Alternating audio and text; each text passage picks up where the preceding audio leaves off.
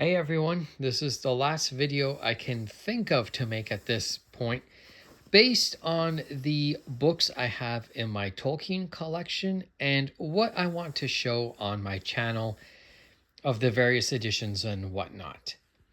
Who knows what the future may hold, who knows what other titles I might get here and there, but of the ones that I own and that I've done videos for, I think this is the end of the ones that I want to showcase. I do have other ones that I could show. I could do one or two more videos, but I think this edition pretty much marks the end of me showing my current Tolkien titles. I also wanted to apologize. I know some of my videos, when I film, you might have a slight finger on the side of one of the corners of the screens. I apologize for that. I'm not accustomed to filming horizontally, but this is YouTube and whatnot, so I figured it would be the best way to film it, but I should get into the habit of filming more in this orientation. So let's get into it. So we have the Annotated Hobbit, Revised and Expanded Edition. This initially came out in the 80s, and then in 2003 or 2002, one or both of those years, depending on the publisher.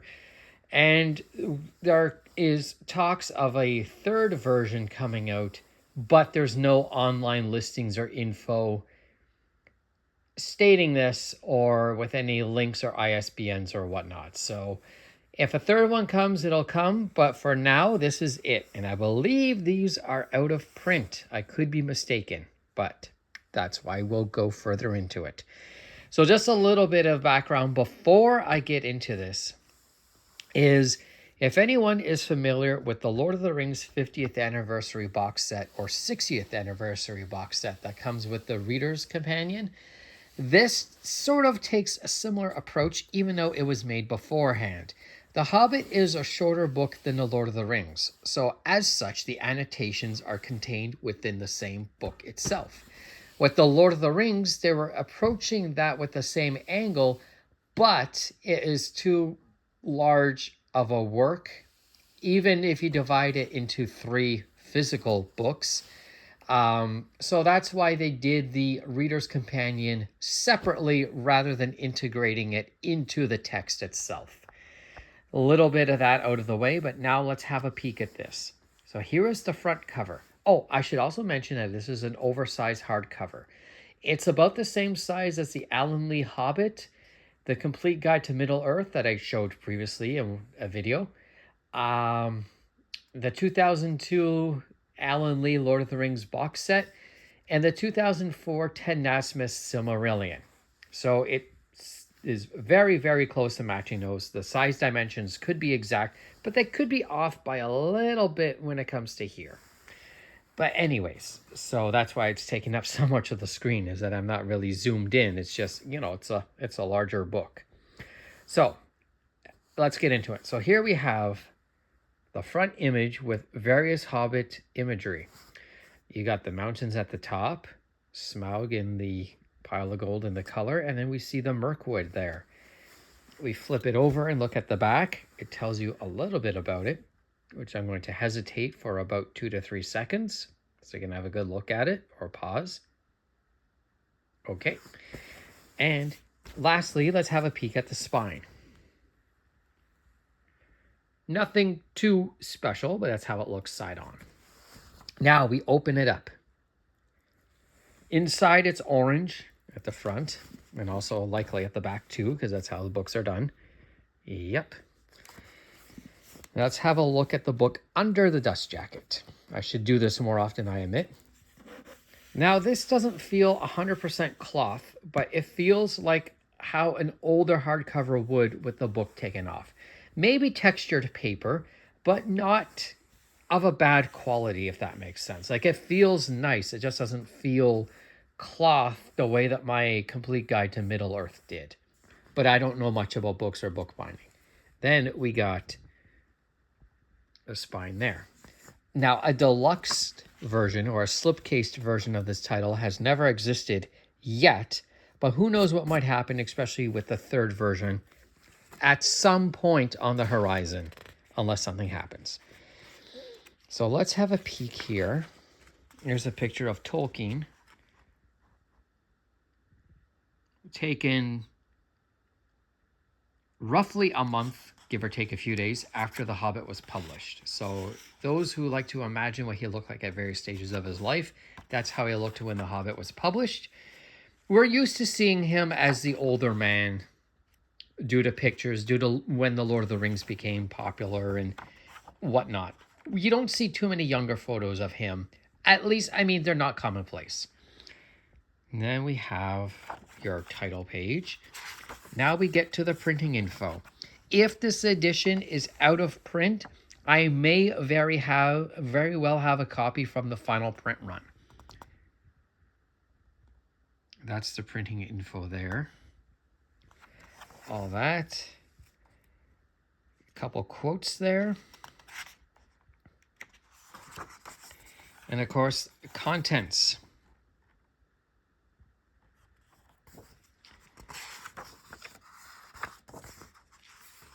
Now let's sort of start to get into it. Yeah, so you get a preface. And you get a whole bunch of stuff. So basically, it's the story, the text of The Hobbit in full, but you get these little side margins. And my copy is pretty good. There's the odd occasional side margin here or there where the ink runs a little bit faint and it's hard to read, but you can make it out. That's just the way books are published. It's one of those things where you only notice it if you read a book cover to cover. At a quick flip through, I never saw anything wrong with it. The best way to describe this book is that it offers a wealth of information, but it is presented, think of it as watching a DVD with an audio commentary. That's the best way to describe how this book is presented. You have the main text of The Hobbit, you know, running throughout, and then you get these little extra bits here and there that sort of, I don't mean this in a negative way, but take you away from the text so you can check out little footnotes and whatever. So it's a fairly neat and informative thing to have. Not a lot of people know about it because in general, an annotated book is quite niche in of itself. I've only seen annotated books outside of Tolkien once or twice before. I believe one of them was Sherlock Holmes. Another could have been Dan Brown, or like Beowulf or something like that. So it's kind of niche, but in the case of The Hobbit, and if you're interested in Tolkien, it is very well worthwhile. I should also mention before I end this video that this is not intended... No, but this came up before. That the book, The History of the Hobbit, is not intended to replace this. It offers a different approach. The History of the Hobbit is, think of it as a history of Middle-earth book, but focusing on the Hobbit. Some material, even though the authors or editors, you know, is different. Here's Douglas A. Anderson. The History of the Hobbit is John D. Rateliff or Ratcliffe. I can't 100% remember how his name is spelled and or pronounced.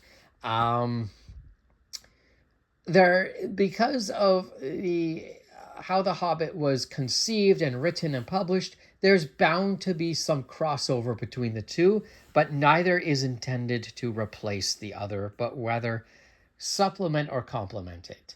But in terms of reading The Hobbit, because I believe this is sewn, again, a headband is not a giveaway on if a book is sewn, but it's a good indicator.